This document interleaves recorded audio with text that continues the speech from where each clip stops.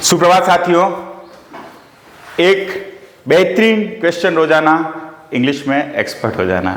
तो इस सेशन के अंतर्गत आज हम बात कर रहे हैं एक और प्रश्न की, और वो भी सब्जेक्ट वर्ब एग्रीमेंट का ही होगा, क्योंकि जब तक आपका सब्जेक्ट वर्ब एग्रीमेंट नहीं कर लोगे, है ना, मैं ऐसे क्वेश्चन लाता रहूँगा।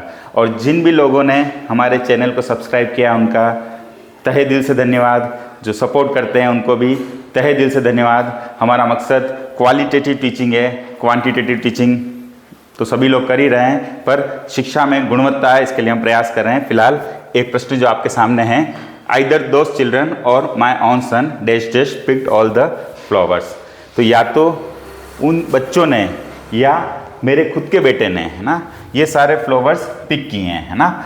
अब यहाँ पर वापस वही होता है, सब्जेक्ट वर्ब एग्रीमेंट में कोई भी क्वेश्चन ऐसा लेंदी नहीं होता है। गलती सिर्फ इतनी होती है कि हमने सिंगुलर लगा दिया, correct answer plural helping verb वाला था, और हमने प्लूरल लगा दिया, करेक्ट आंसर सिंगुलर वाला था। कोई बहुत लेंदी क्वेश्चन आपके सामने नहीं आता है। तो छोटी छोटी सी एरर्स होती है, और एरर डिटेक्शन में तो हमको अगर पकड़ना होता है तो यही छोटी छोटी सी एरर्स पकड़नी होती हैं। अब देखें यहाँ पर, अब जैसे हमने पिछले 2 सेशन में जो क्वेश्चन किए थे, है ना, अगर उसी का आप निचोड़ लेके इसमें लगाते हो, शायद गलत भी हो सकता है। आप प्रेडिक्ट कीजिए क्या आंसर आपका होगा। अब कई बार तो लोगों को लगता है यार इतने सारे लोग हैं, है ना, इतने सारे लोग हैं, तो देखते से इसको क्या मान लेते हैं, प्लूरल मान लेते हैं और हैव पे चले जाते हैं, जो कि यहाँ सही नहीं है ना। अच्छा, कुछ लोग इज और आर में भी कंफ्यूज होते हैं कि इज लगाएं आर लगाएं। तो मैंने आपको बोला प्लूरल तो नहीं लगाना है, क्यों नहीं लगाना है उसको मैं एक्सप्लेन कर रहा हूँ। अब इज और हैज में भी कंफ्यूज होते हैं, तो वहाँ थोड़ा टेंस का भी रोल आ जाता है। अगर इज पिक्ड होता तो वो पैसिव वॉइस होता, इज आर एम के बाद वर्ब की थर्ड फॉर्म। यहाँ अगर वर्ब की थर्ड फॉर्म है तो या तो हैज आता या हैव आता, है ना, प्रेजेंट परफेक्ट की तरह काम चल रहा है। अब सवाल उठा, रूल क्या कहता है।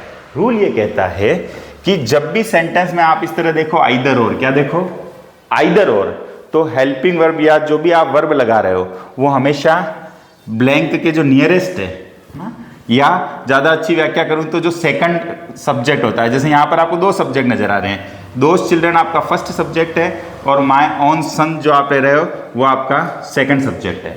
तो आपको ध्यान रखना है, जब भी आइदर और आ जाए तो आपको जो भी हेल्पिंग वर्ब, जो भी वर्ब लगाना है, हमेशा सेकंड वाले यानी नियरेस्ट सब्जेक्ट के मुताबिक लगाना है। अब वो अगर सिंगुलर है तो सिंगुलर लगाना है, वो अगर आपका प्लूरल है तो प्लूरल लगाना है। तो यहाँ पर आपको क्या दिख रहा है, माय सन आपको सिंगुलर दिख रहा है, सिंगुलर के साथ हमेशा ही शीट, सिंगुलर के साथ क्या आता है, हैज आता है, तो हमारा करेक्ट आंसर हो जाएगा हैज।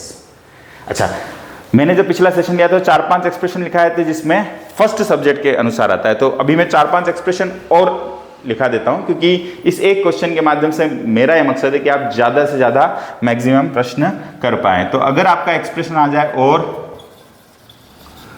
आइदर और, या तो ये या वो, नॉर, नाइदर नॉर, ना तो ये ना वो, या आपका आ जाए नॉट ओनली बट आल्सो, ना केवल ये बल्कि वो।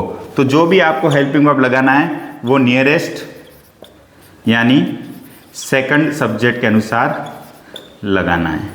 क्लियर?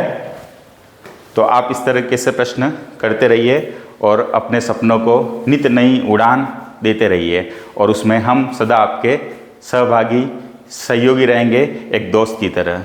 धन्यवाद, शुक्रिया।